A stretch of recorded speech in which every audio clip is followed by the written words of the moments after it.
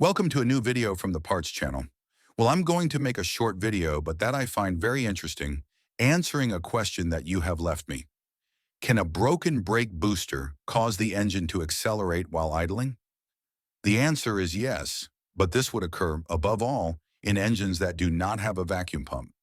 In gasoline engines that use the piston's descent to create that vacuum, and for the engine to work.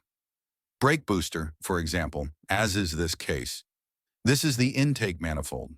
And there you see that it is connected through this hose with the brake booster, and with the descent of the piston, a vacuum is created in the brake booster. What happens? Question mark. That air should not enter here, only the vacuum produced when inhaling.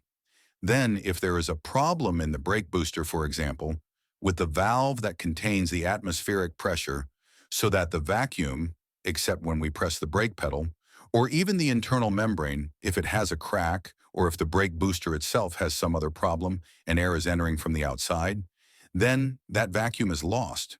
And what happens is that more air is entering the interior of the engine than it should. And then the lambda probe detects among the exhaust gases that there is an excess of oxygen.